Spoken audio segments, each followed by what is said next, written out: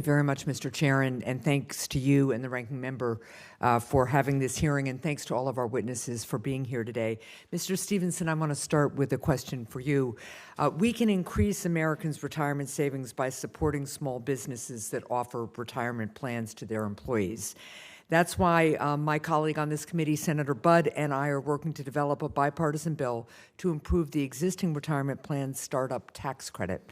This bill would ensure that the smallest businesses receive tax cuts that fully cover the cost of starting a retirement plan.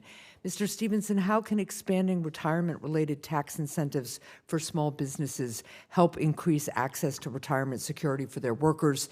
And how can Congress continue to support small businesses in their efforts to provide retirement plans? Yeah, the credits for small businesses are really important. Everything that we can do to encourage a small business to start a 401k plan is hugely successful.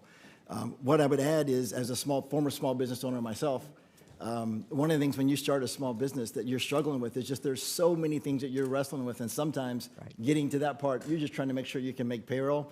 So making it easy, making it just really automatic for people to set up those 401k plans is super important as well. Thank you. Another question for you, Mr. Stevenson. Since 2019, Congress has twice passed into law bipartisan legislation to increase access to retirement savings options, particularly for military spouses, part-time workers, and student loan borrowers. However, 57 million Americans still do not have access to a workplace retirement plan.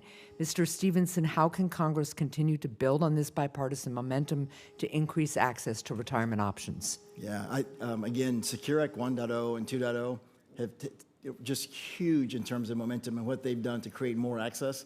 I think we're on the right track. What we need to do now and hold us accountable in terms of on this side of the table is we've got to make sure that people are taking advantage of those benefits that you've already provided, that they're utilizing those. There's a lot out there. 2.0 just passed, and we're working on that. But I think you're on the right track. We've done so much, and we've just got to keep pushing down that path. Well, and it will be helpful for us to understand as 2.0 is getting implemented what challenges we're seeing and what other changes we can make to just make it easier and easier for Americans to save earlier and earlier in their careers. Ms. Chambers, I want to turn to you, and I want to thank you very much for your testimony. It's really meaningful. It's really important. I also wanted to talk specifically about the impact that motherhood has on working women and on their capacity to save for retirement.